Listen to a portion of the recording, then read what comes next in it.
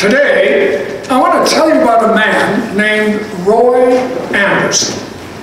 None of you knew Roy Anderson, nor would you have ever heard of him. He died more than 20 years ago, but I still think about him now and then. Roy was a member of Nokomis Heights Lutheran Church in Minneapolis, Minnesota, my wife Kitty's home church, where she grew up. Now, Roy spent most of his life along with his wife and daughters. He was a kind and gentle and generous man, a loving man who always gave everyone a big hug when he greeted them. And he was a very committed man, committed to Nokomis Heights, committed to its surviving, and not only that, even its thriving through all the changes and challenges over the years.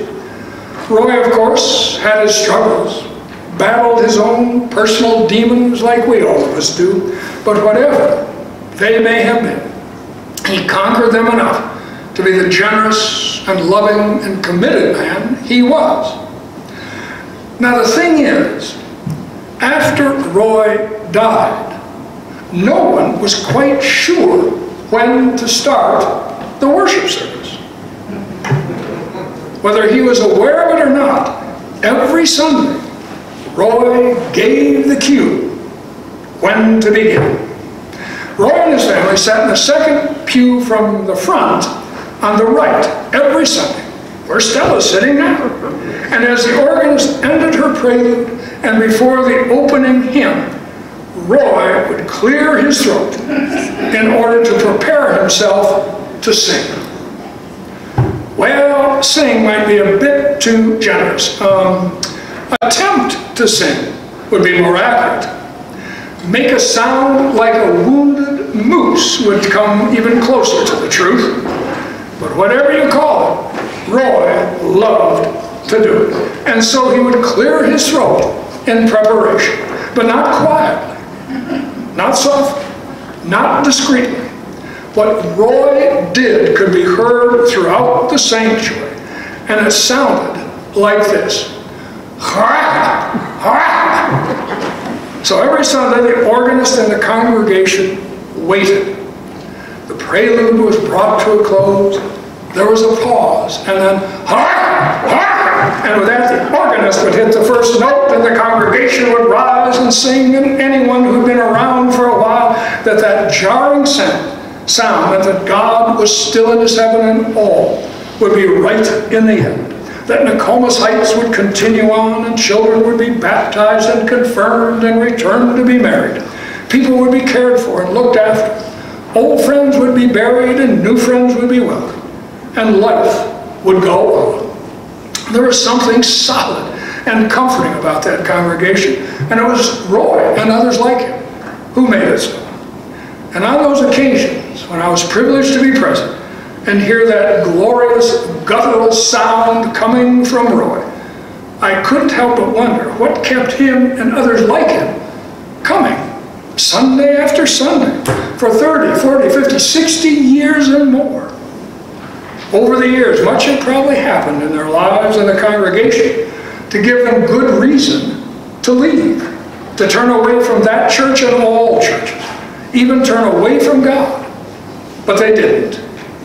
I wanted to ask Roy why, but I never did. If I had, I think he would have simply said that he couldn't imagine not coming, that Nokomis Heights was home and family to him. And I think he also would have said that he'd hoped by coming he'd somehow be a better person, that his children would have something to hold on to in the storm of the world, something to anchor them. I don't think he would have used big, fancy theological terms nor right-sounding pious words. I think he just would have talked about friends, being at home, hope, love, joy, and just needing to be there. For the sake of his family, for his own sake too. But whatever his reasons, he was there Sunday after Sunday, in the second pew from the front on the right, with the congregation spread out behind him and the organist and the choir in the loft overhead, all waiting for that glorious guttural cue. And as I once wondered about Roy Anderson and the people of Nokomis Heights, I sometimes wonder about you and this church. There are days I wonder why you bother. Why you bother with church at all? Frankly, every Sunday I'm always a little surprised to see people show up, to see anyone at all. Because more and more people in our culture today don't bother. More and more people don't even bother with God. And those who still do often don't bother with the church. And there are all kinds of reasons, of course. Being sick and tired of churches laying guilt on people to control and manipulate them, or being disillusioned. All the unanswered prayers, doing everything right and yet everything going wrong, or just plain boredom.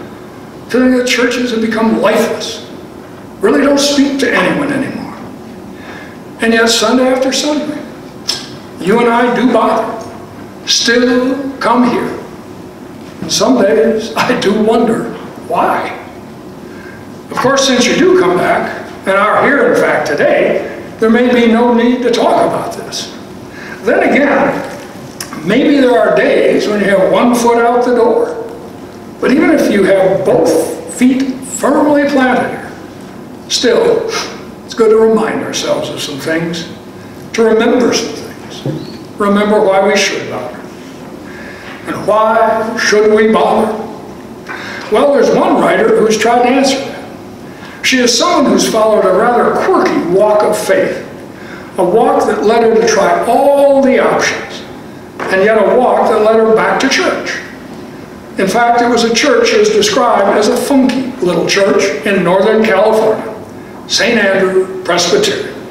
When she found it, it had only about 30 or so members and met in a ramshackle building with a cross on top, located in the poorer section of the city. There were white and black members, mostly older women, with some coming from the Bible-slapping, pulpit-pounding South, and others from the weird enclaves of the West Coast. She first walked into the church when she was at the end of her rope, lost and confused, broke, and on the edge of who knows what. It frightened her at first, but she came back and stayed. The people radiated a warmth and kindness she badly needed. Though not married, the writer eventually had a young son named Sam. And he was the only one among his friends who went to church. Sam rarely wanted to go, the writer says. In fact, never wanted to go. But she made him go. And years back, when Sam was still little, she tried to explain why she made him go. She wrote, "I make him go because I can. Hey, I outweigh my 75 pounds. But that's only part of it. The main reason is that I want to give him what I found in the world, which is to say a path and a little light to see by. Most of the people I know who have what I want, which is to say purpose, heart, balance, gratitude, joy, are people with a deep sense of spirituality. And they are people in community who pray, practice their faith. And people banding together to work on themselves and to serve others. They follow a brighter light than the glimmer of their own candle. They're part of something beautiful. I saw something once from the Jewish Theological Seminary. She wrote, "A human life is like a single letter of the alphabet. It can be meaningless, or it can be part of great meaning." Our funky little church is filled with people who are working for peace, praying, and at the shelters with giant platters of food. When I was at the end of my rope, the people at St. Andrew tied a knot in it for me and helped me hold on. The church became my home in the old meaning of home. That is where, when you show up, they have to let you in. They let me in. They even said, "You come back now." My relatives all live in the Bay Area, and I adore them. But they are all as skittishly self-obsessed as I am, which I certainly mean in the nicest possible way. Let's just say I do not leave family gatherings with the feeling that I have just received some kind of spiritual chemotherapy. But I do when I leave St. Andrew. "Let's go, baby," I say cheerfully to Sam when it's time to leave for church, and he looks up at me like a puppy eyeing the vet who's standing there with a needle. Sam was welcomed and prayed for at St. Andrews 7 months before he was born. When I announced during worship that I was pregnant, people actually cheered. All these old people, some raised in the Bible-thumping homes in the Deep South, they clapped. And then almost immediately they set about providing for us. They brought clothes, they brought me casseroles to keep in the freezer, they brought me assurance that this baby was going to be part of the family. And then they began slipping me money. Now, a number of the older women lived pretty close to the bone financially and on small Social Security checks. But routinely, they'd sidle up to me and stuff bills in my pocket, 10s and 20s. One of the most consistent donors was a very old woman named Mary Williams, so beautiful with a hallelujah she sang. And she always brought me baggies full of dimes, noosed with little wire twists. The author goes on to say that the women welcomed him, treated him as one of their own, almost fought over who got to hold him next. Sam loves him and they love him, even when she was doing better professionally and didn't need help. Mary Williams would still bring her a stash of dimes now and then. Mary Williams endured hard losses in her life, the writer says, but every Sunday she would praise God in a non-stop burble. And when she prayed, she would clutch her hands together tightly and close her eyes and look as if she's holding the whole earth together, or making the biggest wish in the world. And that is why the author made Sam go. To be part of that. To be part of a family like that. People whose love and care and closeness to God and a desire for a better earth was dazzling. She made him go in the hope that he might find a path, a little light to see by, and find purpose, heart, gratitude, joy. And because people together are a brighter light than the glimmer of their own candles.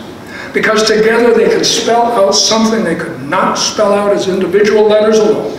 And because it's home, and the old meaning of home. And maybe that's why Jesus came up with the idea in the first place. Jesus needed people to keep being him after he was gone, to keep on doing what he did so that the world would know that what he said about God's love was the truth. So he told the disciples, band together and do what he had been sent to do. And what did he do? Well, he did exactly what Isaiah proclaimed that someday God would come and do. Heal and cleanse and give new sight and new life and set people to rejoicing.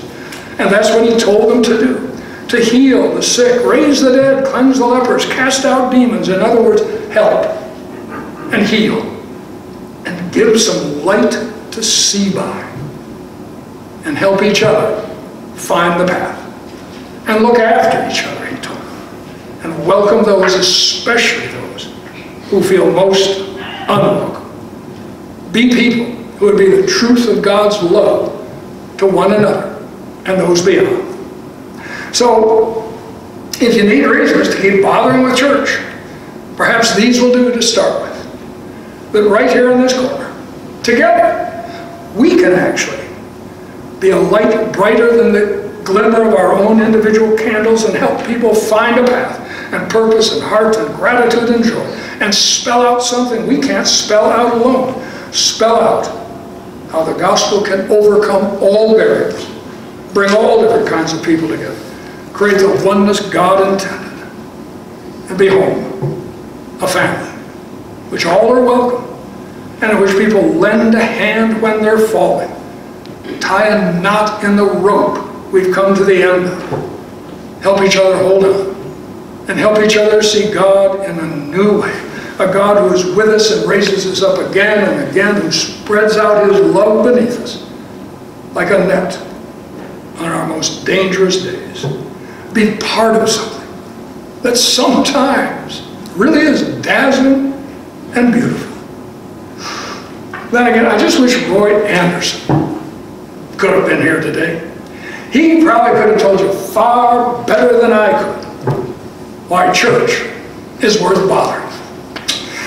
Then again, if Roy had been here, he would have wanted to sing, and you know what that would have meant.